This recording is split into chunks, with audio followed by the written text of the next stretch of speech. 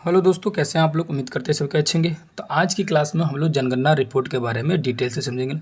ये है भारत की जनगणना रिपोर्ट और इससे एक या दो क्वेश्चन 100% श्योर है कि क्वेश्चन एग्जाम में, चाहे किसी भी तरह के एग्जाम दे रहे हो, क्वेश्चन श्योर आता है। ठीक है, तो इसको डिटेल से जानेंगे लोग, चीज़ों को बेहतर तरीका समझा जाएगा और लास्ट तक बने रहिएगा, क्योंकि लास्ट में मैं आप सभी को आज का टास्क दूंगा कि आज के टास्क को शाम में 7 बजे से पहले क्लियर कर लेना है। और क्या करना है सारी चीज़ें मैं बताऊंगा। शुरू करते हैं पहले टॉपिक को। टास्क आपको लेके जाना है, ठीक है। जो कंटिन्यू जुड़े हुए हैं वो टास्क लेके जरूर जाएंगे, ठीक है, क्योंकि बहुत ज़्यादा इंपॉर्टेंट है टास्क आप लोग का।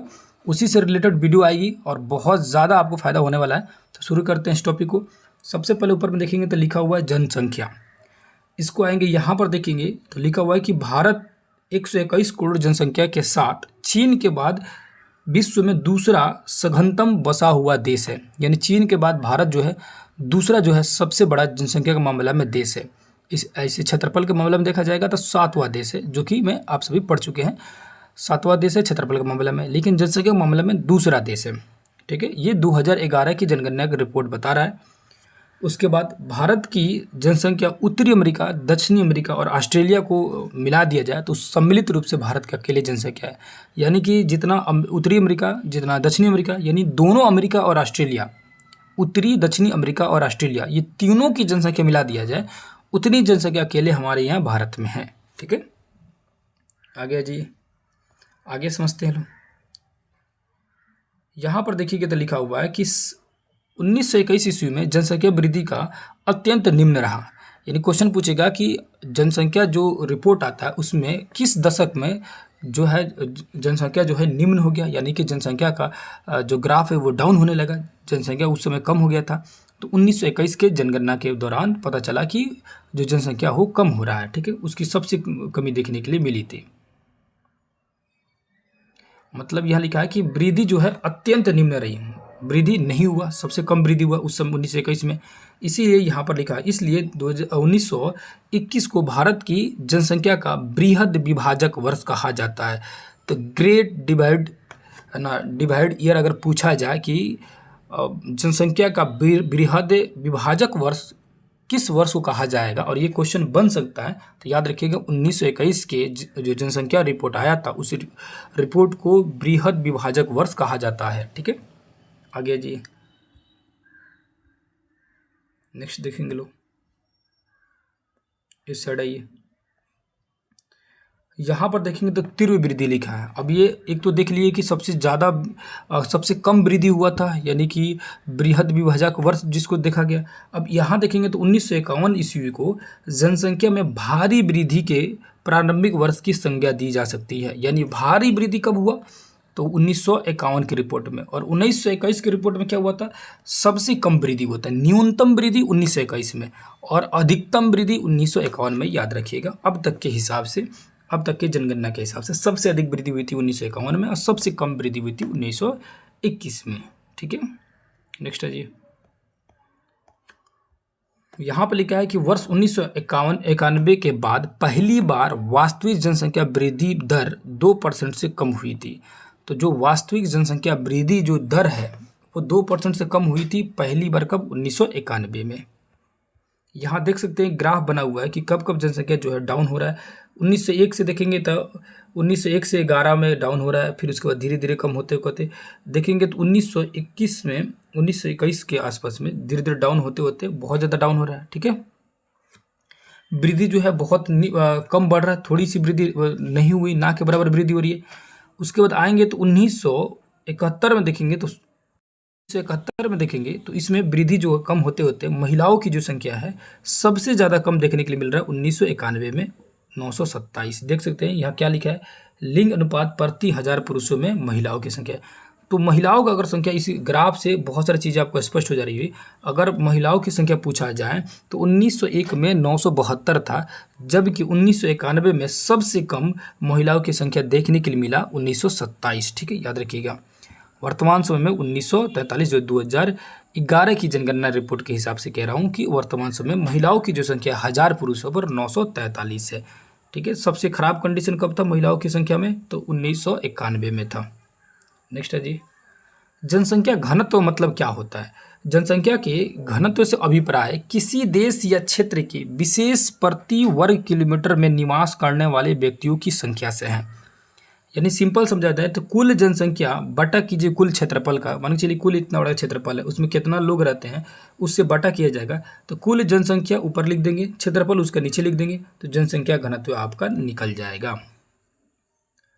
यहाँ लिखा है कि लिंग अनुपात, लिंग अनुपात का मतलब क्या होता है, और एक बार क्वेश्चन पूछ दिया तो सीधे सीधे लिंग अनुपात का अभिप्राय क्या है, तो प्रति 1000 पुरुष की तुलना में स्त्रियों की संख्या क्या कहलाती है, लिंग अनुपात कहलाता है। यानी लिंग अनुपात वाला जो भी रिपोर्ट आता है उसमें पुरुषों की तुलना किया जाता है, यानी 1000 पुरुष पर महिलाओं की संख्या को बताया जाता है। अब शिशु लिंग अनुपात में क्या है, तो 0 से 6 वर्ष के आयु के समूह के प्रति 1000 पुरुष शिशुओं की तुलना में, यानी कि लड़का बच्चा जो रहेगा शिशु रहेगा उसकी तुलना में जो बच्चियां रहेंगी लड़की शिशु रहेगी जो, उसकी संख्या को कहा जाता है शिशु अनुपात या शिशु लिंग अनुपात। ठीक है, नेक्स्ट है जी। अब यह दशकीय वृद्धि तो आपको पता है कि 10 वर्ष के जो कालखंड में जो वृद्धि हुई उसको परसेंटेज के हिसाब से देखा जाएगा तो दशकीय वृद्धि कहा जाएगा। साक्षरता दर देखते हैं, ये इंपॉर्टेंट ज़्यादा है। साक्षरता दर मतलब होता है कि कितना पढ़ा लिखा लोग है। ठीक है, तो लिटरेसी रेट में देखेंगे तो जब 7 वर्ष एवं उससे अधिक आयु की कुल जनसंख्या में साक्षरों की प्रतिशत जनसंख्या को साक्षर दर कहा जाता है या साक्षरता दर कहा जाता है। यानी कि 7 वर्ष से ज़्यादा एज के जो बच्चा हो, 7 वर्ष हो या उससे अधिक का हो, है ना, कोई भी बच्चा या बच्चियाँ हो 7 से अधिक वर्ष के, उनको साक्षरता दर की रिपोर्ट में रखा जाता है, सम्मिलित किया जाता है। क्यों और कैसे सम्मिलित करेंगे, तो याद रखिएगा यहाँ दिया हुआ है कैसे सम्मिलित करेंगे, तो लिखा हुआ कि कैसे मानेंगे वो साक्षर है कि नहीं है, तो जो किसी भी भाषा को समझ सकता हो और उसे लिख सकता हो और पढ़ भी सकता हो, तो किसी भी भाषा को वो समझ लिख और पढ़ सकता है तो वो क्या है, साक्षर व्यक्ति है। अब 7 वर्ष से कम उम्र का अगर कोई बच्चा है, कोई भाषा जानता है, सीख सकता है, पढ़ सकता है, लिख सकता है, तो क्या उसको साक्षर मानेंगे, नहीं मानेंगे, उसको निरक्षर ही मानेंगे। ठीक है, याद रखिएगा जो 7 वर्ष से कम उम्र के बच्चे हैं, है ना, यानी कि 6 वर्ष जो बच्चे हैं, यानी कि यहाँ देखेंगे लिखा हुआ है 6 वर्ष या उससे कम आयु के सभी बच्चे को, चाहे वो स्कूल में जाते हों, कुछ लिखना पढ़ना सीख गए हों, उन्हें निरक्षर ही कहा जाएगा। क्वेश्चन पूछ दे कि एक 6 वर्ष का बच्चा अपनी भाषा को लिख सकता है, पढ़ सकता है, समझ सकता है, क्या वो साक्षर है या नहीं है, तो याद रखिएगा वो साक्षर नहीं है, कानूनन हिसाब से साक्षर नहीं है। कि कानूनन हिसाब से साक्षर तब होगा जब वो 6 वर्ष से अधिक यानी 7वें वर्ष में आ जाएगा और 7 से ऊपर हो या 7 हो, तब उसको साक्षर कह सकते हैं उस कंडीशन में जब वो पढ़ लिख सकता है, किसी भी एक भाषा को समझ सकता है, पढ़ लिख सकता है। ठीक है, ये बातें आप याद रखिएगा। ठीक है, वही चीज़ यहाँ भी समझाने की कोशिश किया है कि निरक्षर किसे कहते हैं, जो किसी भाषा को पढ़ लिख नहीं सकता उसको निरक्षर बोलेंगे, और उससे भी निरक्षर कहेंगे जो कि 7 वर्ष से छोटा हो। अब नगरीय जो क्षेत्र है, किसी भी क्षेत्र को नगर कैसे हम लोग घोषित कर देते कि ये नगर है, उसके लिए क्या शर्तें हैं, उसके लिए 3 शर्तें हैं। न्यूनतम वहाँ की जनसंख्या जो है 5000 होनी चाहिए उस एरिया की, कार्यशील पुरुषों का न्यूनतम 75% भाग और गैर कृषि में कार्य में संलग्न होना चाहिए, यानी कि वहाँ के जो लोग हैं जो कार्य कर रहे हैं वो 75% जो लोग हैं कम से कम किसी और कार्य में लगे हो, खेती बाड़ी में नहीं लगे हैं। ठीक है, तब उसको नगर यानी शहर कहा जाएगा। तीसरा कंडीशन क्या है, जनसंख्या घनत्व कम से कम 400 व्यक्ति पर किलोमीटर में होनी चाहिए, यानी कि जनसंख्या जो है अच्छा खासा वहाँ पर घनत्व होनी चाहिए। ऐसा नहीं कि मत के चलिए कि ऐसा शहर है कि वहाँ आदमी नहीं है कि नहीं है, तो जनसंख्या घनत्व कम से कम 400 होनी चाहिए, 5000 जनसंख्या होनी चाहिए कम से कम न्यूनतम, और जो है कृषि कार्य में लोग वहाँ पर नहीं लगे रहना चाहिए। तो इस तरह से इसका हो जाएगा क्या, नगरीय होने की शर्तें हो जाएगी।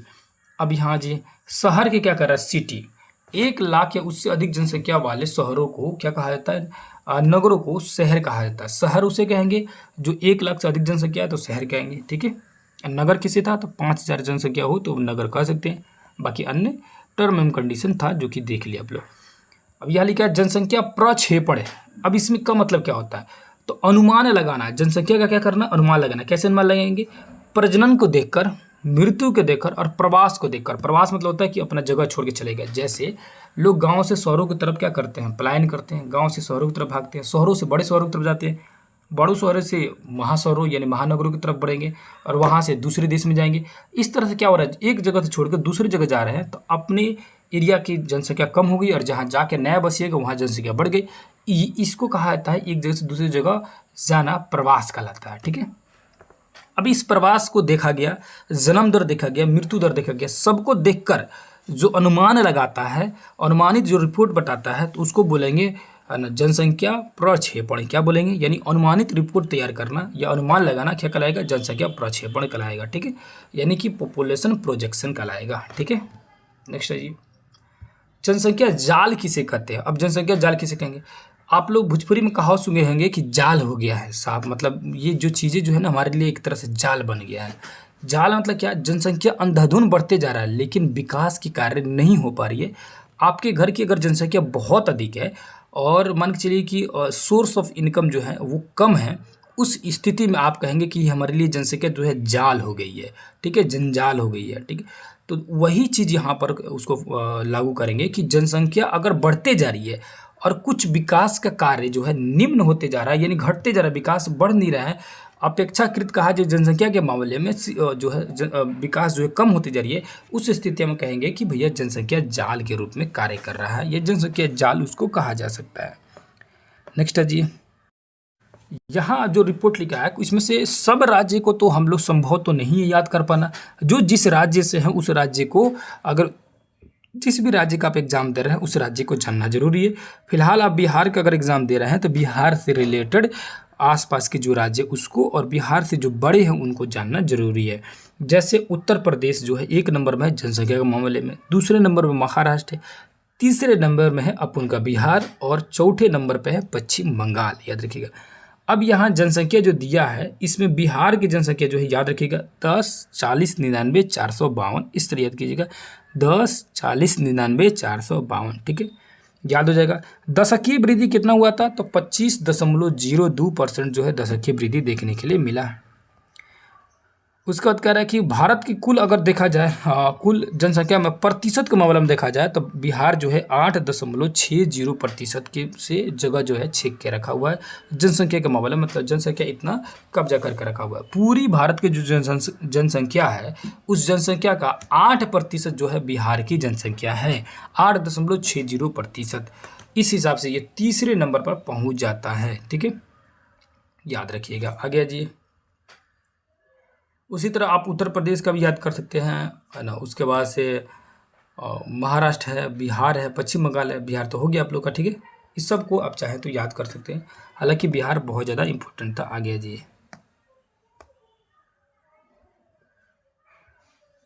वही राज्यों में अगर देखा जाए तो सिक्किम में सबसे कम जनसंख्या है। ठीक है, जैसे देख सकते हैं सिक्किम में सबसे कम जनसंख्या अगर वृद्धि दर भी देखा जाए तो 12.36 है। सिर्फ याद रखिएगा जनसंख्या सबसे कम राज्य में कौन सा है? सिक्किम में। और केंद्र शासित में देखेंगे तो लक्षद्वीप में है 64,473 ये मात्र। ठीक है, वही सिक्किम में 6,10,577 था। ठीक है, तो ये चीज़ें आप सभी को सिर्फ ज़्यादा किस में कम किस में, और ये दोबारा भी इसी में आएगा आप सभी को। पहले इसको मोटा मोटी देखते चलिए। फिर यहाँ देखिए क्या लिखा हुआ है।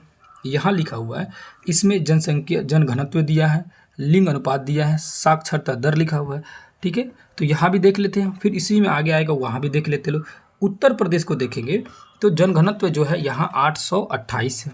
ठीक है, यानी कि भले जनसंख्या ज़्यादा है लेकिन इसका एरिया भी इतना बड़ा है कि घनत्व यहाँ ज़्यादा देखने के लिए नहीं मिल रहा है। सबसे ज़्यादा जनसंख्या घनत्व देखेंगे तो बिहार में 1102 है जो बिहार की जनघनत्व है। ठीक है, लिंग अनुपात के मामले में बिहार जो है 918 है। पुरुष के देखेंगे साक्षरता दर में तो 71% जो है पुरुष पढ़े लिखे हैं, और वही महिला जो पढ़ी लिखी हैं 51% पढ़ी लिखी है। दोनों को मिला दिया जाए तो 61% जो है पढ़ा लिखा बिहार जो है ये आपके किसके मामले में? साक्षरता के मामले में 61% जो है पढ़ा लिखा है बिहार। पूरी भारत में सबसे पीछे है पढ़ाई के मामले में बिहार। ठीक है, पुरुषों की पढ़ाई के जो साक्षरता रिपोर्ट है 71% है, 71.20, और वही महिलाओं का 51.50 है। ठीक है, याद रखिएगा। 1 नंबर पे हैं उत्तर प्रदेश, पढ़ाई मामले में नहीं, जनसंख्या के मामले में याद रखिएगा। उसके बाद महाराष्ट्र, बिहार और पश्चिम बंगाल। ऐसे पढ़ाई के मामले में देखेंगे तो केरल 1 नंबर पर पहुंचेगा। अगर सिर्फ पढ़ाई के मामले में देखना चाहते हैं तो केरल पहुंचेगा 1 नंबर में, और वही पढ़ाई के मामले में यानी साक्षरता के मामले में 2 नंबर में ढूंढेंगे, क्योंकि 1 नंबर में तो अपना बिहार है पढ़ाई के मामले में, सबसे पीछे हम लोग रहते हैं लोग। और अगर देखा जाए ना एजुकेशन के मामला में, साक्षरता के मामला में, तो इस मामला में देखा जाए तो दूसरे नंबर पर पीछे से, है ना, टॉप से नहीं पीछे से, यानी कि बिहार को छोड़ दिया सबसे लास्ट है। उसके अलावा कौन सा है, तो राजस्थान है, याद रखिएगा, राजस्थान है जो दूसरे नंबर पे आता है, ठीक है, याद रखिएगा। यहाँ भी 79% जो है पुरुष जो है पढ़े लिखे हैं और 52% महिला पढ़ी लिखी है। और देखा जाएगा तो 66.11% जो है कुल मिला के दूसरे नंबर पर पहुँच जाएगा। जो ये आपका राजस्थान जो है पढ़ाई लिखाई के मामले में पीछे। इसके बाद सबसे लास्ट में आता है अपना बिहार आ जाता है, ठीक है। यहाँ पर केरल में क्या याद रखना है, केरल में सिर्फ याद रखना है कि यहाँ पर दो चीज़ें याद रखना है। एक तो लिंग अनुपात 1084, यानी भारत में सबसे अधिक लिंग अनुपात देखने के लिए मिलता है, तो केरल में देखने के लिए मिलता है। यहाँ पर महिलाओं की संख्या सबसे ज़्यादा है, ठीक है, याद रखिए। सबसे ज़्यादा महिलाओं की संख्या कहाँ है, किस राज्य में है, तो केरल में है। और वही साक्षरता के मामले में भी बहुत आगे है, ठीक है, 96.11% है। और वही जो ये पुरुष जो है साक्षर, महिला जो है 92% महिला जो है साक्षर है केरल में। टोटल देखा जाए तो 94% जो है लोग वहाँ पे साक्षर है, पुरुष महिला दोनों मिलाकर, ठीक है। देखिए जहाँ एजुकेशन बेहतर है वहाँ ये चीज़ें घटनाएं कम देखने के लिए मिलती है। यही कारण है कि यहाँ पर जो लड़कियों की संख्या है जो अधिक है, ठीक है। वही हरियाणा जो है, हरियाणा में देखा जाए तो ये घनत्व के बारे में लिखा है 573, घनत्व कोई खास है नहीं। यहाँ पर लड़कियों की संख्या बहुत ही कम है, याद रखिएगा। भारत में सबसे कम लड़कियों की संख्या किसी राज्य में है तो वो है हरियाणा में, ठीक है, हरियाणा में। जबकि वहाँ पर पुरुष 84% पढ़े हैं, महिला 65% पढ़ी है। टोटल 75% ओवरऑल वहाँ के जो महिला पुरुष मिलके पढ़े हुए हैं। फिर भी वहाँ पर भ्रूण हत्या के मामले में आज भी आगे है हरियाणा। ये चीज़ें आगे मेंशन की गई है, ठीक है। तो याद रखिएगा 879 ही वहाँ पर महिला है प्रत्येक 1000 पर, यानी 1000 बटे किया जाए 1000 बटे 779 ही क्या है, महिलाएं हैं। दिल्ली देखेंगे तो दिल्ली जो है केंद्र शासित में आता है और यहाँ जनसंख्या घनत्व बहुत ही ज़्यादा है। क्वेश्चन पूछेगा कि निम्न में से किस राज्य या केंद्र शासित में जनसंख्या घनत्व अधिक है। जब दोनों वर्ड दे दे तो याद रखिएगा केंद्र शासित जो है, यानी कह रहा है कि राज्य और केंद्र शासित दोनों में देख के बताइए कि कहाँ का जनसंख्या घनत्व अधिक है। जब दोनों में देखेंगे तो दिल्ली का भैया ऑल बहुत भयानक जनसंख्या घनत्व, हद से ज़्यादा जनसंख्या घनत्व वहाँ ज़्यादा है, क्योंकि हमारी देश की राजधानी है।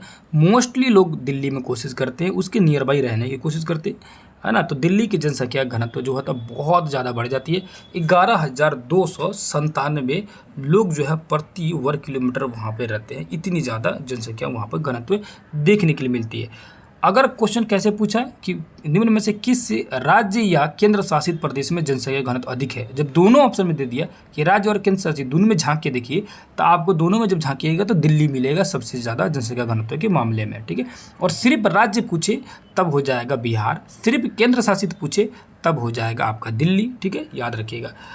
अब उसके बाद देखेंगे राज्य में सबसे कम जनसंख्या घनत्व कहाँ भैया, तो राज्य में सबसे कम जनसंख्या घनत्व जो है वो है आपका अरुणाचल प्रदेश में, ठीक है। अरुणाचल प्रदेश में जनसंख्या जो है मात्र 17 है। जनसंख्या घनत्व जो है यानी प्रत्येक वर्ग किलोमीटर में 1 किलोमीटर के स्क्वायर में देखा जाएगा तो 17 लोग ही रहते हैं, औसतम ऑन एवरेज मान के चला जाता है, ठीक है। उसके बाद आइए, और उसके बाद अगर देखा जाए अंडमान निकोबार द्वीप में, अगर ये आपका केंद्र शासित में देखा जाए तो दिल्ली में सबसे अधिक था, वही अंडमान निकोबार द्वीप समूह में मात्र 46 लोग ही रहते हैं प्रति वर्ग किलोमीटर में। यानी 1 किलोमीटर में एरिया में अगर ढूंढा जाएगा तो मात्र 46 लोग ही आपको देखने के लिए मिलेगा। कहीं मान के चलिए 50, कहीं 40, कहीं 30, तो ऑन एवरेज 46 लोग जो है 1 किलोमीटर के दायरे में आपको देखने के लिए मिलेगा, ठीक है। तो क्या जाने आप लोग, केंद्र शासित में दिल्ली आगे और अंडमान निकोबार पीछे। राज्य में आपका जो है बिहार आगे जनसंख्या घनत्व के मामले में, और वही अरुणाचल प्रदेश जनसंख्या घनत्व के मामले में सबसे पीछे। पढ़ाई के मामले में केरला सबसे आगे और पढ़ाई के मामले में सबसे पीछे बिहार था, ठीक है। पुरुष साक्षर के मामले में भी केरला आगे और बिहार जो है सबसे पीछे था, ठीक है। आगे आते हैं लो, ये चीज़ें समझे लो हम लोग, ठीक है। यहाँ पे आ जाइए, अब यहाँ जनगणना रिपोर्ट के बारे में एक एक करके समझते लो क्या क्या चीज़ें दी गई है इसमें। यहाँ देखेंगे तो लिखा हुआ है भारत में पहली जनगणना 1872 ईस्वी में मेयो ने अपने कार्यकाल में किया था। और ये मैं कई बार बता चुका हूँ कि पहली बार जनगणना का जो शुरुआत किया था वो कौन किया था, मेयो किया था, सिर्फ मेयो याद रखिएगा, ठीक है। उसके बाद 1881 ईस्वी में दादा भाई नौरोजी के सहयोग से रिपन के शासनकाल में जो है जनगणना जो है संपन्न हुआ, बढ़िया तरह से हुआ, क्योंकि 72 में जो किया हुआ था मेयो वह सक्सेसफुल नहीं हुआ।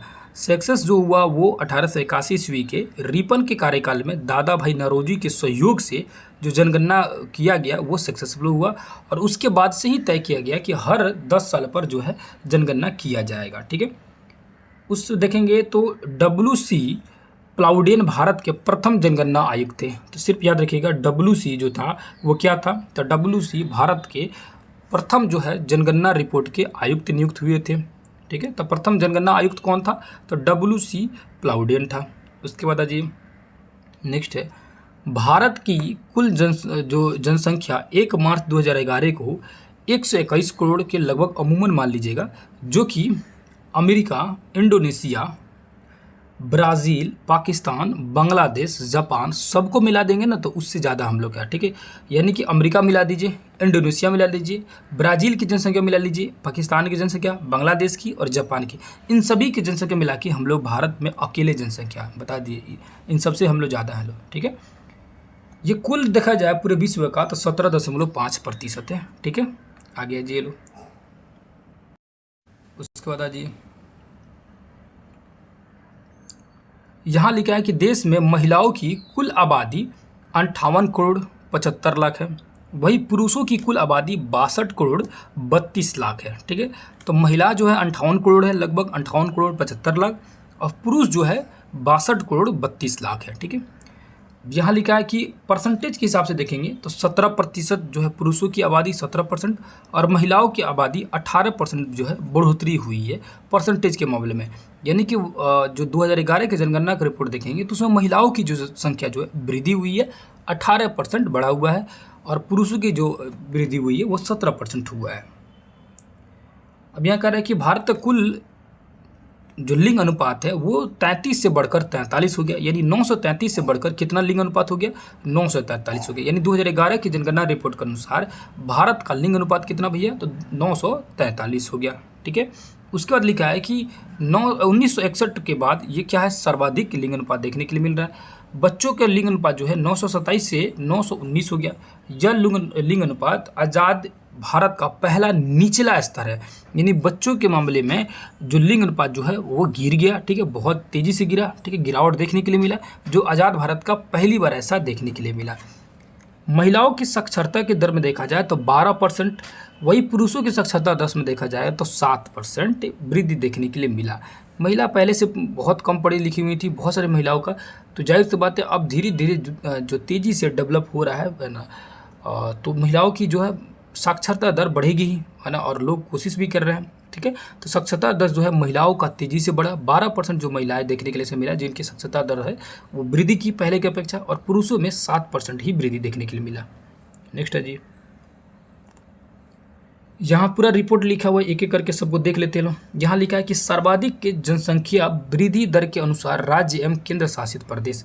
तो सर्वाधिक दशकीय वृद्धि दर के हिसाब से क्या देखेंगे हम लोग, जो पूरे 10 साल में वृद्धि हुआ देखने के लिए मिले, तो सबसे ज़्यादा वृद्धि कहाँ देखने के लिए मिला, तो दादरा नगर हवेली में 55% लोग वहाँ पर वृद्धि हुए, यानी कि लगभग जो है दुगुना हो गया। ठीक है, दमन एंड दीव में भी सेम दुगुना हुआ 53%, पौंडीचेरी में 27%, मेघालय में 27%, अरुणाचल प्रदेश में भी 25% की वृद्धि देखने के लिए मिला।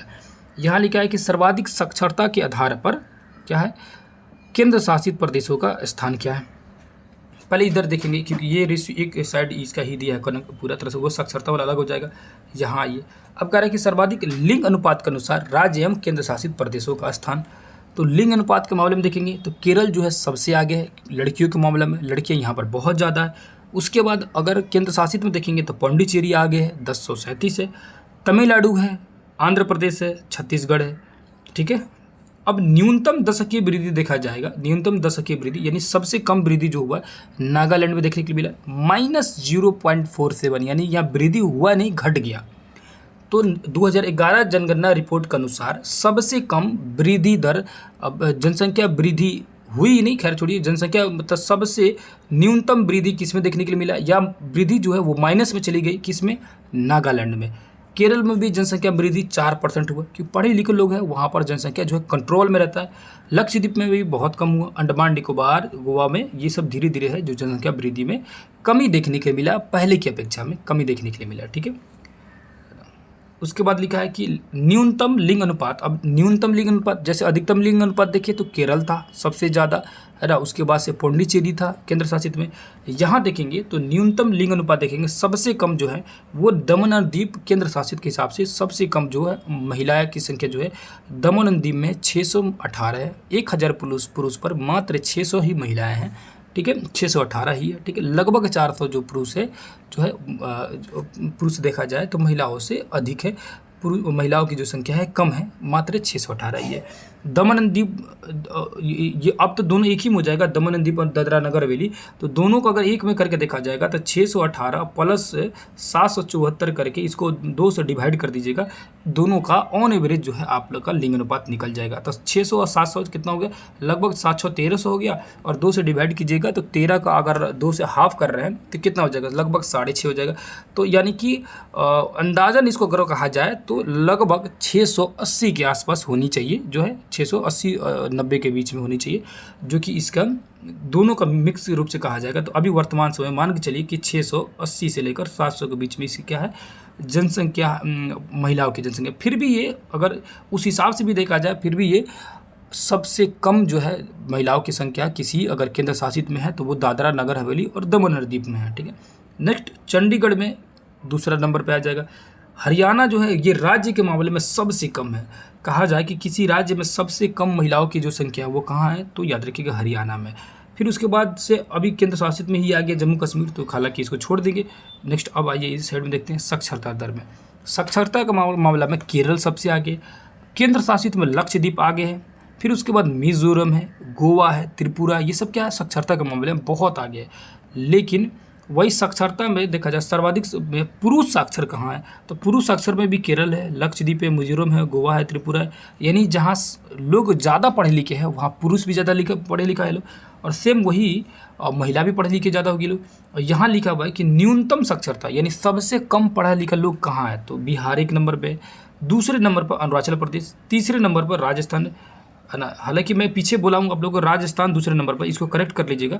दूसरे नंबर पर जैसे कि यहाँ पर लिखा हुआ है कि 65% है, वहाँ शायद मुझे नहीं दिखा होगा क्योंकि मैं उसको डायरेक्ट 66% ही देखा था। पुरुष में दूसरे नंबर पर था जो कि राजस्थान आ रहा था। याद रखिएगा कि अरुणाचल प्रदेश दूसरे नंबर पर है, पीछे से उल्टे साइड से अगर देखा जाए सबसे लास्ट पायदान पे है कौन सा, तो सबसे लास्ट पायदान पे है ये बिहार जो है पढ़ाई लिखाई के मामला में। अगर उसके बाद से सेकंड लास्ट देखेंगे तो अरुणाचल प्रदेश है ना, उसके बाद से तीसरे नंबर पर पीछे से राजस्थान है पढ़ने लिखने के मामले में सबसे पीछे, ये तीन जो है सबसे पीछे है लोग, राजस्थान, अरुणाचल प्रदेश और लास्ट में सबसे बिहार है। ठीक है, झारखंड भी है, कम से कम झारखंड जो है हम लोग से तो आगे है, बिहार से आगे है झारखंड पढ़ाई लिखाई के मामले में, जो बिहार से ही अलग हट के निकला, लेकिन वहाँ जबकि वो आदिवासी वाला एरिया है, जनजाति वाला एरिया है, फिर भी वहाँ के लोग जागरूक है, पढ़ लिख रहे हैं ज़्यादा। अपना यहाँ तो दुर्दशा ज़्यादा खराब है। न्यूनतम पुरुष देखेंगे यानी सबसे कम पढ़ा लिखा पुरुष जो है तो वो अपना बिहार में है। ठीक है, उसके बाद से अरुणाचल प्रदेश सेम जो दूसरे नंबर पे है, तीसरे नंबर पे आंध्र प्रदेश, तो बिहार याद रखिएगा ये, और उसके साथ साथ अरुणाचल प्रदेश, दो को याद रखिएगा कम से कम, काफ़ी चीज़ें आपको समझ आ जाएगी। आगे जी, अब यहाँ लिख रहा है कि यहाँ एक कुछ चीज़ें लिख रही है, अंडमान निकोबार द्वीप समूह कुछ ऐसी जनजातियाँ हैं जो इंसानों से मेल जोल नहीं रखती है, इनका संपर्क भी प्रतिबंधित है। इनकी जनगणना के लिए द्वीप के चारों तरफ नाव से कमल और नारियल की जैसे सामान भेजे जाते हैं, उससे आकर्षित होकर जब वे पानी की तरफ आते हैं तभी उनकी जनगणना कर लेते हैं। मतलब क्या है कि कमल वगैरह और ये फल वगैरह टोकरी में रख के नाव में रख दिए और नाव को छोड़ दिया टापू के किनारे, और जब उसको आदिवासी देखने आए कि भाई कहाँ है देखने आए, हु अल्लाह करते हुए, तो गिन लिए। अद्भुत है भैया, है ना, तो गिन लिए उसको कितना बड़ा है लोग, उसी से जनगणना उन लोग का हो गया। ठीक है, ये भी अद्भुत है अंडमान निकोबार की कहानी, याद रखिएगा। ठीक है, यूनिक है, पूछ भी सकता है। अब यहाँ ये महिला साक्षरता में देखेंगे तो केरल आगे है, मिजोरम है, लक्षद्वीप है। ठीक है, वही महिला साक्षरता में सबसे पीछे बिहार है और राजस्थान। हाँ, महिला के मामले में राजस्थान था। ठीक है, करेक्ट कीजिएगा आप लोग, महिला के मामला में बिहार सबसे पीछे, दूसरे नंबर पे जो है राजस्थान है, लेकिन ओवरऑल में जो है राजस्थान जो है तीसरे नंबर पे था। ठीक है, याद रखिएगा। तो महिला में भी बिहार पीछे, पुरुष में भी पीछे, ओवरऑल में भी पीछे, सब में बिहार जो है टोटली जो है आपका पीछे है। यहाँ जी अब यहाँ कह रहा है कि सर्वाधिक जनसंख्या घनत्व के आधार पर जो, और जनसंख्या घनत्व के आधार पर राज्य और केंद्र शासित दोनों मिला दिया जाए तो बोले थे आपको जस्ट कि दिल्ली सबसे आगे हो जाएगा, उसके बाद से चंडीगढ़ हो जाएगा, उसके बाद हो जाएगा पुडुचेरी, दमन एंड दीप, लक्षद्वीप, ये सब हो जाएंगे। सब के सब केंद्र शासित है और केंद्र शासित में सबसे एक नंबर में है दिल्ली। न्यूनतम जनसंख्या घनत्व देखा जाए, सबसे कम देखा जाए तो वो हो जाएगा आपका, राज्य देखा जाएगा तो अरुणाचल प्रदेश, केंद्र शासित देखा जाएगा तो अंडमान निकोबार द्वीप समूह, याद रखिएगा। ठीक है, सेकंड लास्ट देखा जाएगा तो मिजोरम हो जाएगा और सिक्किम है उसके बाद से। ठीक है, याद रखिएगा। आगे जी यहाँ कह रहा है कि जनगणना की अब आंकड़ों के हिसाब से कह रहा है कि पुरुष कितना थे, महिलाएं कितना थी, ये ओवरऑल आप चीज़ों को याद करने की यहाँ से ज़रूरत नहीं है। ठीक है, याद रखिएगा, है ना। यहाँ लिख रहा है, देख सकते हैं कि 2001 की जनगणना के हिसाब से 933 थी महिला 1000 पुरुष पर, अभी जो है 943 है 2011 की रिपोर्ट के अनुसार से। ठीक है, आगे जी यहाँ लिखा है कि क्षेत्रफल की दृष्टि से देखा जाए तो सबसे बड़ा राज्य राजस्थान, सबसे छोटा राज्य गोवा और केंद्र शासित में सबसे बड़ा अंडमान निकोबार, सबसे छोटा लक्षद्वीप। यहाँ जी सबसे बड़ा जनसंख्या के मामले में सबसे बड़ा राज्य उत्तर प्रदेश। ठीक है, उसके बाद से महाराष्ट्र, तब बिहार। ठीक है, याद रखिएगा 3 नंबर पे बिहार है। सबसे छोटा राज्य सिक्किम और सबसे बड़ा केंद्र शासित हो जाएगा दिल्ली। सबसे बड़ा केंद्र शासित, बड़ा मतलब क्या, जनसंख्या के मामले में बड़ा, और सबसे छोटा केंद्र शासित जो है वो लक्षद्वीप, यानी जनसंख्या के मामले में सबसे पीछे कौन है, लक्षद्वीप है। अब यहाँ अनुसूचित जाति को देखेंगे लोग, अनुसूचित जाति के बारे में। भारत में स्वतंत्रता के समय अनुसूचित जातियों की संख्या 5.17 करोड़ थी। ठीक है, और 2011 में ये 20 करोड़ हो गई, यानी लगभग 4 गुना देखने के लिए वृद्धि मिला। ठीक है ना, 3 गुने जो है वृद्धि देखने के लिए मिला, मतलब 3 गुना अधिक हो गया।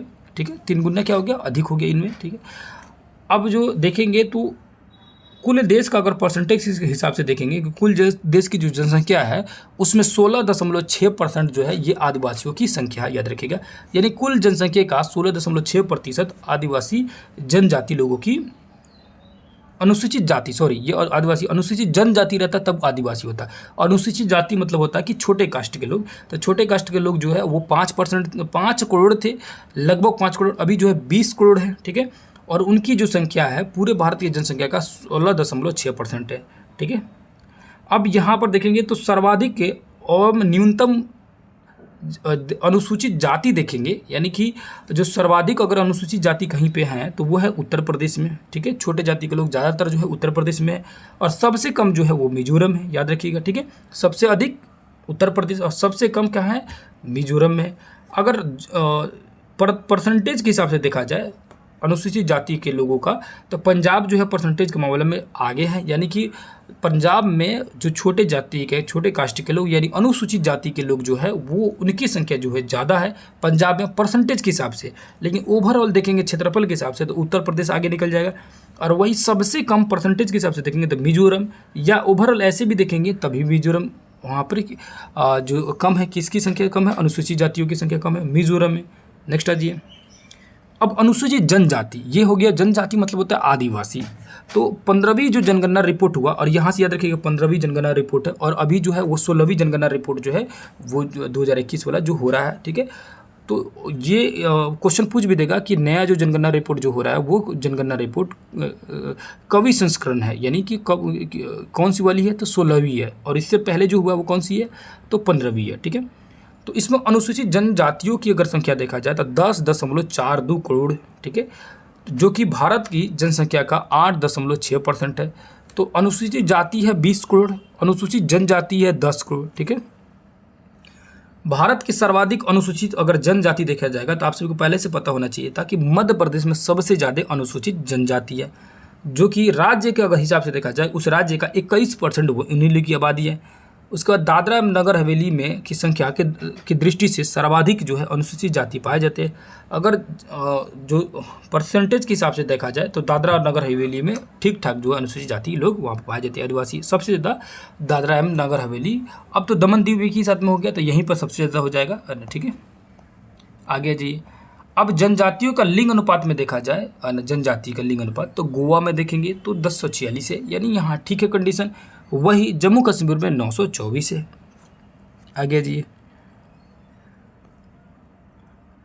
अब यहाँ लिखा है हिंदुओं की कुल संख्या जो है 2011 की जनगणना रिपोर्ट के अनुसार 96.363 करोड़, जो पूरे देश का लगभग 80% है, यानी 79 प्लस से 8%, यानी लगभग 80% जो जनसंख्या जो हिंदुओं की है भारत में। और मुसलमानों की जो जनसंख्या है वो 17.22 करोड़, यानी कि पूरे देश का लगभग 14.2% है। तो पूरे देश का 14% जो है मुसलमानों का जनसंख्या है, और वही 80% जनसंख्या जो है वो हिंदू लोगों का है। जी लगभग अगर करोड़ में देखा जाएगा तो 96.63 करोड़, और मुसलमानों में देखा जाएगा तो 17.22 करोड़ जो है। ठीक है, अब इधर आ जाइए, यहाँ देखेंगे तो लिखा हुआ है कि हिंदुओं में देखेंगे तो लिंग अनुपात 939, मुसलमानों में 951, ईसाइयों का 1023, यानी कि मुसलमान अगर ईसाई में देखा जाए तो जो लड़कियों की जो संख्या है वो अधिक है, वो ठीक है। ठीक है, एक्चुअली में ईसाइयों में थोड़ी ज़्यादा एजुकेशन के मामले में अभी पूरी दुनिया में देखा जाए तो ये थोड़ी सी आगे हैं। ठीक है ना, तो इसीलिए वहाँ पर इस हिसाब से भी कहा जा सकता है कि वहाँ पर लड़कियों की संख्या अधिक है। सिखों में सबसे कम है, अगर सबसे लड़कियों की संख्या के लिंग अनुपात के मामले में देखा जाए तो सबसे खराब कंडीशन सिख धर्म में है लड़कियों के मामले में। अदरवाइज देखिए, इस सब चीज़ों को पढ़ाते समय आप सभी लोग उसको कनेक्ट ना करें कि चीज़ें कहाँ से किस तरह, जो लिखा रहा है वही बता रहा हूँ। ठीक है, आप उसको माइंड ना कीजिएगा प्लीज़, क्योंकि कभी कभार चीज़ें जो है बहुत कन्फ्यूजन क्रिएट होती है कुछ बताने में। ठीक है, तो आप सभी यहाँ जैसे लिखा हुआ है सिख धर्म में लड़कियों की संख्या कम है, जिस भी वजह से हो आप समझिए। ठीक है, उसके बाद सबसे अधिक देखा जाए तो ईसाइयों में, और सबसे कम जो है सिख धर्म में है, बस लड़कियों की संख्या। ठीक है, हिंदुओं की सबसे अधिक हिस्सेदारी वाला अगर राज्य कहा जाए, यानी कि कहा जाए कि किस राज्य में हिंदुओं की संख्या सबसे अधिक है, तो हिमाचल प्रदेश में। ठीक है, 95% जो लोग हैं वहाँ पर हिंदू धर्म में। वही सबसे कम लोग देखा जाएगा तो मिजोरम में, यानी कि सबसे कम हिंदू मिजोरम में। सबसे अधिक हिंदू जो राज्य देखा जाएगा वो हिमाचल प्रदेश। मुसलमान सबसे ज़्यादा कहाँ है तो लक्षद्वीप में, और सबसे कम है मिजोरम में। अब भाई मिजोरम में ना हिंदू है ना मुसलमान है, तो है वहाँ पे कौन? दिमाग में तो ये क्वेश्चन आता होगा कि भैया ये तो मिजोरम में हिंदू लोग भी कम, मुस्लिम लोग भी कम, तो यहाँ पर किन लोगों की आबादी ज़्यादा है, कौन सी धर्म की आबादी ज़्यादा है? याद रखिए कि ईसाइयों की संख्या जो है मिजोरम में सबसे ज़्यादा है। ठीक है, आगे आ जाइए, यहाँ लिखा है कि राष्ट्रीय नागरिक रिपोर्ट यानी कि एनआरसी, जो एनआरसी का कितना बवाल हुआ, कितना हल्ला हुआ। अब एनआरसी लागू करने वाला क्वेश्चन पूछेगा कि सबसे पहले कौन सा राज्य जो है एनआरसी लागू किया, तो याद रखिएगा एनआरसी लागू करने वाला सबसे पहला राज्य था असम। ठीक है, 31 दिसंबर 2017 को असम सरकार ने एनआरसी का जो है राष्ट्रीय नागरिक रजिस्टर यानी एनआरसी का मसौदे का पहला संस्करण जारी किया। ठीक है, बस इतना ही याद रखिए कि एनआरसी लागू करने वाला पहला राज्य जो है वो है असम है, जो 31 दिसंबर 2017 को लागू किया। ठीक है, नेक्स्ट है जी, यहाँ कह रहेगा कि 29 सितंबर 2010 को उत्तर महाराष्ट्र के नादुरबर जिले का तेम्भाली गांव में महत्वाकांक्षी यूआईडी यानी कि आधार कार्ड जो है प्रारंभ किया गया। यानी 2010 में आधार कार्ड बनाना प्रारंभ किया गया, और सबसे पहले देश का पहला आधार कार्ड बनने वाला ये गांव था, यही तेम्भाली गांव। याद रखिएगा, क्वेश्चन पूछ दे कि भारत में सबसे पहले किस गांव में पहली बार सबसे पहले आधार कार्ड बनाया गया था, तो 2010 में महाराष्ट्र के तेम्भाली गांव में। ठीक है, अगर किसी महिला का जो अगर मान के चलिए पहली बार उस गांव में बना था, तो उस गांव में पहला किसी न किसी तो बनाया होगा, तो सबसे पहला किसी का आधार कार्ड बना था तो एक महिला थी जिनका नाम था रंजना। क्या नाम था? तो रंजना जी का याद रखिएगा सबसे पहला आधार कार्ड उन्हीं का बनता है। क्वेश्चन पूछ सकता है, यूनिक टाइप का है। पहला आधार कार्ड किसका बना था? तो रंजना जी का। ठीक है, जो महाराष्ट्र के तेम्भाले गाँव की थी। ठीक है, 2028 का रिपोर्ट कहता है क्या कि विश्व की सबसे अधिक जनसंख्या वाला शहर जो बन जाएगा वो दिल्ली बन जाएगा। यानी पूरी दुनिया में सबसे ज़्यादा लोग अगर किसी शहर में रहते होंगे तो 2028 के हिसाब से दिल्ली हो जाएगा। लेकिन वर्तमान समय में कौन है? 2028 में ना दिल्ली हो जाएगा, लेकिन वर्तमान समय में कौन है जहाँ पर सबसे ज़्यादा लोग रह रहे हैं? कौन सा ऐसा शहर है पूरी दुनिया में? तो याद रखिएगा, विश्व का सर्वाधिक यानी सबसे अधिक जनसंख्या वाला शहर बन जाने की संभावना जताई जा रही है दिल्ली को। लेकिन वर्तमान में टोक्यो, जापान की राजधानी टोक्यो, ठीक है, 37 मिलियन निवासियों के साथ सबसे अधिक जनसंख्या वाला शहर है। तो जो टोक्यो है वो वहाँ पर सबसे अधिक लोग जो है वहाँ पर रहते हैं। जो जापान की राजधानी टोक्यो है, ठीक है, याद रखिए। उसके पश्चात उसके बाद देखेंगे तो नई दिल्ली आ जाएगा, संघाई आ जाएगा, मैक्सिको सिटी आ जाएगा और साओ पाउलो हो जाएगा। ठीक है, ये जो है क्या है, जनसंख्या घनत्व के मामले में सबसे आगे है। तो सबसे ज़्यादा शहर में किसी शहर में लोग रहते हैं तो कहाँ, तो टोक्यो में। भारत में देखा जाएगा तो नई दिल्ली में। नेक्स्ट है जी, यहाँ कह रहा है कि सेंसस के लिए 76 टाउन बनाए गए थे, याद रखिए पश्चिम बंगाल में। तो 76 सेंसस टाउन कहाँ है, पश्चिम बंगाल में पंजीकृत किए गए थे। नेक्स्ट है, नागालैंड एकमात्र ऐसा राज्य है जिसकी जनसंख्या वृद्धि में ह्रास हुई देखने के लिए मिला। तो नागालैंड में आपने देखा था कि माइनस में चल गया था जनसंख्या। तो नागालैंड कुछ क्वेश्चन पूछेगा कि निम्न में से किस से राज्य की जनसंख्या जो वृद्धि जो है ह्रास में देखने के लिए मिला, यानी कमी देखने को मिला जनसंख्या वृद्धि में, तो वो है नागालैंड।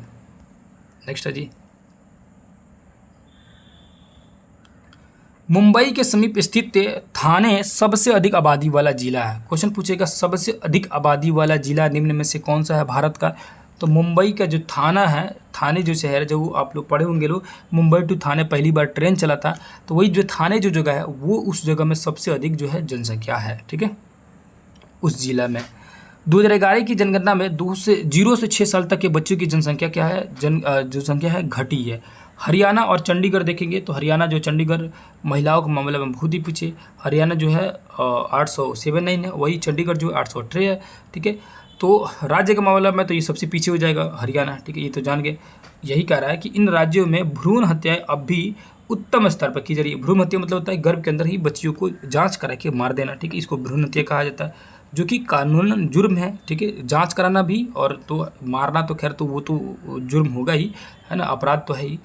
फिर भी हरियाणा और चंडीगढ़ में कम है। ठीक है, हरियाणा राज्य में सबसे कम हो जाएगा।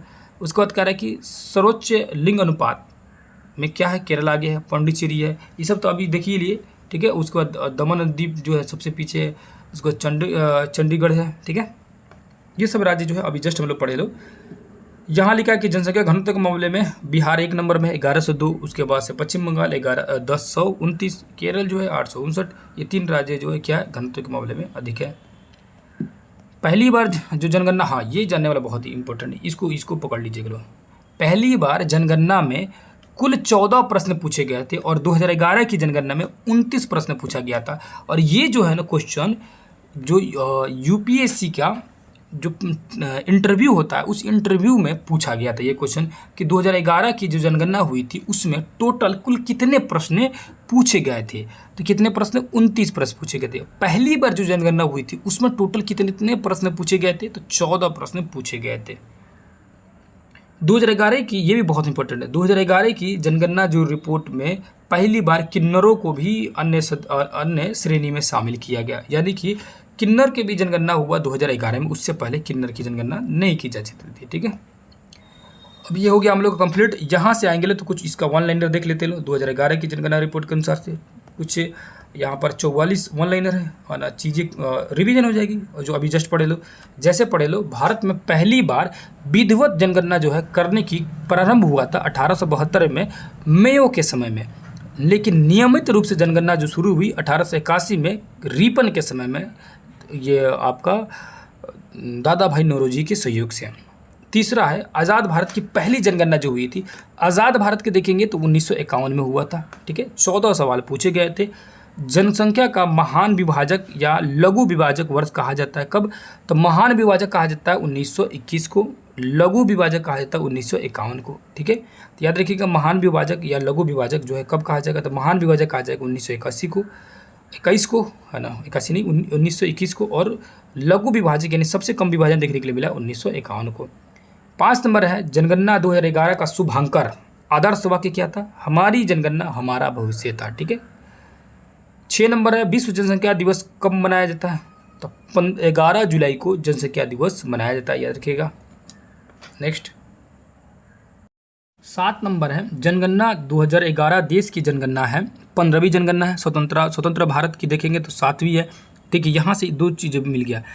पहली तो शुरुआत से देखते आएंगे तो ये 15वीं जनगणना है, लेकिन आज़ाद भारत का 7वीं जनगणना है।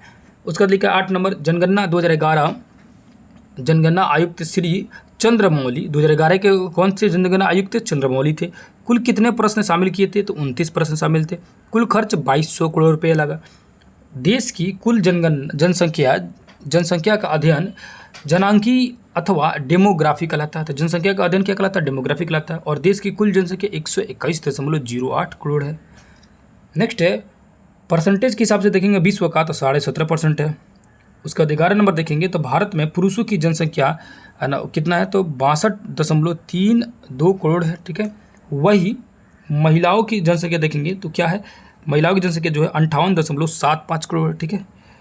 शिशु की अगर 0 से 6 वर्ष के देखा जाएगा तो 15 करोड़ है शिशु।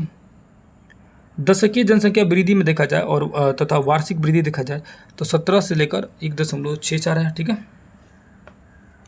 जनसंख्या घनत्व के मामले में क्या है? 382 व्यक्ति प्रति वर्ग किलोमीटर। जनसंख्या घनत्व मतलब क्या है? पूरे भारत का जनसंख्या घनत्व देखेंगे तो 382 व्यक्ति प्रति वर्ग किलोमीटर में है। लिंग अनुपात में देखेंगे तो 943 से 1000 पुरुष में, जो कि 933 से बढ़ के 943 हुआ है। साक्षरता के मामले में देखेंगे तो 73% है साक्षर भारत में। और पुरुष साक्षरता देखेंगे तो 80%। पुरुष साक्षरता दो है कितना है? तो लगभग 80% है। महिला साक्षरता 64% है। सर्वाधिक साक्षरता वाला राज्य जनसंख्या वाला राज्य जो है वो कि उत्तर प्रदेश है। 19.98 करोड़ है वहाँ की जनसंख्या। न्यूनतम जनसंख्या वाला राज्य सिक्किम है। सबसे कम जनसंख्या सिक्किम है। सर्वाधिक जनसंख्या वाला केंद्र शासित जो राज्य है वो है दिल्ली है। न्यूनतम जनसंख्या वाला केंद्र शासित राज्य जो है वो है लक्षद्वीप। नेक्स्ट 24 नंबर, जनसंख्या की दृष्टि से 4 बड़े राज्य जो है, और क्वेश्चन ये पूछा हुआ था 4 बड़े राज्य के बारे में। ठीक है। यहाँ देखिए 4 बड़े जो राज्य वो कौन है? उत्तर प्रदेश, महाराष्ट्र, बिहार और पश्चिम बंगाल है। ठीक है। उत्तर प्रदेश, महाराष्ट्र, बिहार और पश्चिम बंगाल। जनसंख्या दृष्टि से सबसे बड़ा जिला, तो बड़ा जिला कौन है? थाने। अभी जस्ट बताएं कि जनसंख्या मतलब में सबसे बड़ा जिला कौन है? थाने है महाराष्ट्र का। सबसे छोटा जिला कौन है? तो दिबांग घाटी का अरुणाचल प्रदेश का है। सर्वाधिक जनसंख्या घनत्व वाला राज्य कौन है? जनसंख्या घनत्व किसका है? तो बिहार का 1106 व्यक्ति प्रति वर्ग किलोमीटर में। नेक्स्ट है जी, न्यूनतम जनसंख्या घनत्व जो है वो अरुणाचल प्रदेश में 17 व्यक्ति है। सर्वाधिक जनसंख्या घनत्व वाला जिला कौन सा है? तो सर्वाधिक जनसंख्या घनत्व वाला जिला जो है वो कौन सा हो जाएगा? तो याद रखिएगा जनसंख्या घनत्व के मामले में है उत्तर पूर्वी का दिल्ली वाला क्षेत्र जो है उत्तर पूर्वी दिल्ली। वही सबसे बड़ा जो जिला था जनसंख्या के मामले में वो थाने था। लेकिन घनत्व के मामले में कौन है? तो जो घनत्व के मामले में अंडमान निकोबार द्वीप समूह है। घनत्व के मामले में सर्वाधिक घनत्व जो है दिल्ली में और न्यूनतम घनत्व अंडमान निकोबार में है। ठीक है, इसको करेक्ट कर लीजिएगा। सर्वाधिक जनसंख्या घनत्व जो है वो केंद्र शासित प्रदेश जो है दिल्ली में सबसे ज़्यादा, और सबसे कम न्यूनतम जनसंख्या घनत्व जो है वो केंद्र शासित प्रदेश अंडमान निकोबार में है। 31 नंबर देखेंगे लोग तो 31 नंबर लिखा है सर्वाधिक जनसंख्या घनत्व वाला जिला उत्तर पूर्वी वाला जो है। फिर देखेंगे न्यूनतम जनसंख्या घनत्व वाला जिला जो है वो दिबांग है। सर्वाधिक लिंग अनुपात वाला जो है राज्य वो केरल है। न्यूनतम लिंग अनुपात वाला हरियाणा है। सर्वाधिक लिंग अनुपात वाला केंद्र शासित पांडिचेरी है। न्यूनतम लिंग अनुपात वाला केंद्र शासित दमन और दीव है। सर्वाधिक लिंग अनुपात वाला जिला कौन है? तो सर्वाधिक लिंग अनुपात वाला जो जिला है वो है माहे है। यानी सर्वाधिक लिंग अनुपात कहाँ देखने को मिलता है? माहे पांडिचेरी में 1176 महिलाएं हैं 1000 पुरुष पर, यानी यहाँ 176 महिलाएं एक्स्ट्रा है। कहाँ में? जो माहे हैं, कहाँ पे माहे? पांडिचेरी में, पुडुचेरी में। न्यूनतम लिंग अनुपात वाला जिला देखेंगे तो दमन है ना, 533 महिलाएं ही है। सर्वाधिक साक्षरता वाला राज्य हो जाएगा वो केरल हो जाएगा, साक्षर राज्य। उसके बाद है न्यूनतम साक्षरता वाला राज्य जो है वो बिहार है, 61% लोग पढ़े लिखे। सर्वाधिक साक्षरता वाला केंद्र शासित में हो जाएगा लक्षद्वीप। न्यूनतम साक्षरता वाला केंद्र शासित हो जाएगा दादरा एवं नगर हवेली। सर्वाधिक साक्षरता वाला जिला देखेंगे तो सरचीप मिजोरम का। न्यूनतम साक्षरता वाला जिला देखेंगे तो वो अलीराजपुर मध्य प्रदेश। तो न्यूनतम साक्षरता वाला जिला देखेंगे तो अलीराजपुर है ना। और बिहार का पूछता कि सबसे पिछड़ा जिला जो है कौन सा पढ़ा लिखा में, तो वो है पूर्णिया। ठीक है, इस तरह से हम लोग का जनगणना रिपोर्ट हुआ कंप्लीट। अब आइए टास्क वाली जो बात है उसको हम लोग बताते हैं। टास्क क्या है आप लोग का? टास्क बहुत ही ज़्यादा जरूरी है, ध्यान से सुनिएगा आप लोग का टास्क को। ठीक है, आप सभी को शाम में 7 बजे से पहले है ना, शाम में 7 बजे से पहले आप सभी को हिस्ट्री का है ना, हिस्ट्री 6 क्लास का NCERT और SCERT दोनों किताब आपके पास होनी चाहिए। नहीं होगा तो नेट से उसको डाउनलोड कीजिएगा लो, और नेट से सारा बुक मिल जाएगा। गूगल पर क्रोम पर सर्च मारिएगा बिहार बोर्ड 6 क्लास, आपको आराम से मिल जाएगा। हिस्ट्री का तो Bihar board history 6 class PDF इस तरह कीजिएगा, आपका आ जाएगा। प्रत्येक चैप्टर आ जाता है, सारे किताब मिल जाते हैं आपको नेट से, वहाँ से डाउनलोड करके।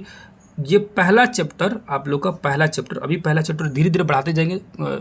अभी 1-2 दिन में 2-2 चैप्टर, 3-3 चैप्टर करेंगे, 4-4 चैप्टर करेंगे। तो पहला चैप्टर सिर्फ आप लोग कम से कम NCERT और SCERT का पढ़ना है डिटेल से, और उसको अंडरलाइन करना है, और उसको कोशिश करना है कि एक आप नोट्स बनाएं। कैसे नोट्स बनाए, उसको 1 लाइनर करके नोट्स बनाए, या जो भी उसमें उस चैप्टर में इंपॉर्टेंट चीज़ें मिलती है उस सारी इंपॉर्टेंट चीज़ों को नोट डाउन कर लेंगे। ठीक है, क्या करेंगे, नोट डाउन कर लेंगे पहले चैप्टर को। ठीक है, तो पहला चैप्टर और 2 चैप्टर कर लीजिए, इतना धीरे धीरे नहीं करना है, 2 चैप्टर। ठीक है, 2 चैप्टर 6 क्लास हिस्ट्री, याद रखिए NCERT और SCERT शाम 7 बजे से पहले आप सभी इसको पढ़ के रेडी करके रहेंगे, क्योंकि जब मैं पढ़ाऊँ तो उस समय बेहतर तरीक़ा से आपका रिवीजन हो। और कोशिश कीजिएगा, अगर आप सभी को मन करे तो आप हमारे मोबाइल नंबर आप जानते हैं, फिर से दोबारा बताऊंगा, क्यों बता रहा हूँ है ना, 9905550148 है ना, 0148 पे इस नंबर पर व्हाट्सएप कर सकते हैं। अपना जो भी नोट्स बनाइएगा उसको रफली हो, किसी भी तरह से हो, बस उसको पढ़ सकें है ना, उसको आप क्या कीजिएगा, व्हाट्सएप कीजिएगा। उस चीज़ों को मैं PDF में कन्वर्ट करके यहाँ पर मैं क्या करूँगा, आप सभी को वो चीज़ें बता दूंगा। जिनका भी रहेगा वो अपना उस पर मन करे तो नाम लिखेंगे, या गुमनाम रखना है तो नहीं भी नाम रख सकते। मतलब करना क्या है कि कोशिश मैं कर रहा हूँ कि आप सभी नोट्स खुद से बनाएं, नोट्स को दीजिए, यहाँ पर उसको रिवीजन कराऊंगा। अलग अलग लोगों का नोट्स बना रहेगा चैप्टर से, तो सबका क्या होगा ना, सबका नोट्स यहाँ देखा जाएगा, तो अलग अलग तरह का नोट्स मिलेगा, अलग अलग तरीके से ज्ञान मिलेगा आप लोगों को। कि कोई और मान के चलिए पहले चैप्टर से 50 को बना दिया होगा, ठीक है, 1 लाइनर निकाल देगा। कोई लोग 100 तक निकाल सकते हैं, कोई लोग 2 चैप्टर में 30-40 निकालेंगे, एक चैप्टर से 15-15, 20-20, मैक्सिमम जितना भी प्रोबेबिलिटी हो उससे क्वेश्चन बन सकने की। क्योंकि आप सभी एग्ज़ाम देने जा रहे हैं टीचर का, और आप सभी को अच्छे से पता है कि क्या क्या क्वेश्चन बन सकता है, और एक बच्चे से क्या क्या आप क्वेश्चन पूछ सकते हैं। उस तरह से क्वेश्चन आप लोग तैयार कीजिए। टाइम बहुत है, इस तरह का टास्क अगर आप 1 महीने तक हमारे साथ पूरा करते हैं तो इतनी गारंटी है, चीज़ें इतना बेहतर हो जाएगा। और इसमें और बहुत कुछ ऐड करूँगा। मेरा क्या है कि मैं खुद आप सभी को ये पढ़ाऊँगा, और NCERT और SCERT को पहला और दूसरा चैप्टर 6ठी क्लास का आज शाम में पढ़ाया जाएगा, याद रखिएगा। ठीक है, जिनका एग्ज़ाम है टीचर में वो भी पढ़ेंगे, जिनका नहीं है ये वाला कि अगर 6 क्लास का प्राचीन इतिहास एंशिएंट हिस्ट्री अगर नहीं भी पढ़ना होगा फिर भी पढ़िएगा। क्यों? क्योंकि आप सभी 70वां जो है BPSC जरूर दीजिएगा। इस तरह से तैयारी हो जाएगा कि आप सभी देखिएगा कि BPSC तक पहुंचने के लिए तैयार हो जाइएगा। लोग जो 70वां BPSC होगा, 70 जो वाला होगा BPSC है ना, तो उसको एग्ज़ाम आप लोग वहाँ तक पहुँचिएगा। तैयारी इस तरह से रखिए कि उस समय भी फायदा आएगा और होगा, है ना। आप सभी इसका छोड़िए, वहाँ तक भी आप लोग फाइट करेंगे, जाएंगे, ठीक है। तो जो जिनका नहीं भी होगा वो कोशिश करेंगे कि एंशिएंट हिस्ट्री को देखेंगे। 4-5 दिनों में एंशिएंट मेडिवल को कोशिश करूँगा कंप्लीट करने के लिए। तुरंत कंप्लीट हो जाएगा। चीज़ें मैं बढ़ाते जाऊँगा, 3-3 चैप्टर दूंगा, 4-4 चैप्टर दूंगा, उसको आप लोग बनाइएगा। मन करे तो आप इस नंबर पर व्हाट्सएप कर सकते हैं, ठीक है। नाम लिखना होगा तो नाम के साथ, है ना, ऐसे भेजना होगा तो ऐसे भी भेज सकते हैं। और उसको मैं यहाँ पर अपना जो पढ़ा दूंगा, अपना क्या पढ़ाऊँगा, जो NCERT का और SCERT का दोनों एक ही साथ पढ़ाऊँगा, दोनों एक ही साथ में टॉपिक पढ़ा दूंगा। और खुद का मैं अपना जो है उसको 1 लाइनर मैं खुद बना के लेके आऊँगा। उस 1 लाइनर को मैं बच्चों से बनवा रहा हूँ, उसी को मैं क्या करूँगा आप सभी को बताऊँगा कि हमारे पास क्या है ना, मैंने क्या बनवाया है इन लोगों से, और उसको मैं समझा दूँगा। कोशिश करूँगा चीज़ें को बहुत बेहतर तरीक़ा से उसमें से एक एक पॉइंट को उठाना। इसीलिए मैं चाहता हूँ कि आप सभी भी इसमें सहयोग करें और आप सभी भी मिलकर अपने कंपटीशन को आप लोग ज़बरदस्त तरीक़ा से बढ़ाइए और अपने कंपटीशन को आगे बढ़िए लेकर, और इतनी बारूद तरीके से तैयार कर लीजिए, इतनी ज़बरदस्त तरीके से याद कर लीजिए कि जो भूलने वाला जो सिस्टम है ना वो ख़त्म हो जाएगा। जब खुद से जब ये टास्क दिया जाएगा, वो टास्क आप पूरा कीजिएगा, खुद से आप बना के लेके आइएगा और उसको हमारे पास भेजिएगा। फिर उसी चीज़ को मैं आप लोगों को रिवीजन कराऊंगा। देन उसमें मैं अपना जो है स्टाइल उसको ऐड कर दूंगा, मेरी जो पढ़ाने की तरीका उसको मैं ऐड कर दूंगा, और आपके ही नोट्स को मैं अपने तरीके से जब समझाऊंगा तो चीज़ें बहुत बेहतर हो जाएगी। आपको आप उस चीज़ें से बढ़िया तरह से रिलेट कर पाएंगे और उम्मीद रहेगा कि वो चीज़ें फिर दोबारा नहीं भूलेंगे। और बहुत बेहतरीन तरीक़ा से आपको पढ़ाई हो जाएगी। इस तरह से आज की रात का मैं टास्क आपको दे दिया है, आज ही रात। ये जो वीडियो है कब का है, ये वीडियो जो है रिकॉर्ड हो रहा है आपका 31 मई का रिकॉर्ड हो रहा है, ठीक है। अभी जो समय हो रहा है आपका जो है 12 बज रहा है, ठीक है, 12:14 हो रहा है। और ये फ्राइडे 31 मई का ये वीडियो है, ठीक है। 31 मई के मैं ये टास्क आपको दे रहा हूँ। आज ही शाम के 7 बजे से पहले आप सभी को व्हाट्सएप पे कर देना है। 7 बजे तक अगर नहीं करते हैं तो मेरे पास जो है वो चीज़ों को तो मैं करूँगा ही, ठीक है। अगर बाद में वीडियो देख रहे हैं तो आप सभी जो है जल्दी से जल्दी ज्वाइन हो जाइए, है ना, इस प्रक्रिया में। और इस प्रक्रिया से बहुत बेहतरीन तरीके से मैं शुरू करने वाला हूँ। उम्मीद करता हूँ कि चीज़ें बेहतर होते जाएगी। रात में जब मैं हिस्ट्री का जो टॉपिक लेके आऊँगा उसी समय बता दूंगा कि मॉर्निंग के समय में कब वीडियो आएगा। और कल से डेली 8 बजे मॉर्निंग में और 8 बजे नाइट में, ठीक है। 8 AM 8 AM और 8 PM दोनों में आप तैयार रहिएगा। एकदम एग्जैक्ट टाइमिंग में उसमें अपलोड कर दूंगा। पहले से ही वीडियो बना के उसको मैं अपलोड करके रखूँगा, सिर्फ शेड्यूल टाइम उसमें लगा दूंगा। आपको 8 बजे आप लोग याद रखिएगा AM में, है ना। कल से टाइमिंग सब फिक्स हो जाएगा। और 8 बजे PM दो वीडियो मिल जाएगी। रात में बताया जाएगा कि मॉर्निंग में क्या आएगा, ताकि पूरी रात तक आप उसको तैयार करके 7 बजे मॉर्निंग से पहले वीडियो हमको अपनी नोट्स को प्रोवाइड करा देंगे। जो भी आप रफली जो चीज़ें उसमें से निकालिएगा, जो चीज़ें बताऊँगा, ठीक है। और वही जो मॉर्निंग में जो चीज़ें दीजिएगा उसी से में पढ़ा लिया जाएगा। फिर उसी से में टास्क दिया जाएगा नाइट के लिए। इस तरह दोनों टास्क मिलते रहेगा कंटिन्यू। तो कल से जो वीडियो है हम लोग का 8 बजे सुबह में और 8 बजे रात में दोनों समय आएगा। आप सभी कंटिन्यू जुड़े रहिएगा। और ये टास्क वाली जो प्रक्रिया है किस तरह से लग रहा है, इसमें किसी भी तरह का सुझाव देना होगा तो कमेंट बॉक्स में बिल्कुल दीजिएगा, या पर्सनल मेरे व्हाट्सएप पर भी सुझाव दे सकते हैं। उम्मीद कर रहा हूँ कि ये चीज़ें काम आएगी, आपके लिए बहुत ज़बरदस्त काम आएगी। और भी इसमें चीज़ें ऐड किया जाएगा। आप अपना सजेशन देते रहिएगा, उसमें ऐड करते जाएंगे। तो यहीं पर वीडियो को अंत करते हैं। और रात में 8 बजे तैयार रहिएगा, 7 बजे से पहले आप जरूर भेज दीजिएगा। वीडियो को यहीं पर एंड करते हैं, फिर किसी दूसरे क्लास में मिलेंगे। तब तक के लिए बहुत बहुत धन्यवाद। नमस्कार, अस्सलाम वालेकुम, जय हिंद, जय भारत।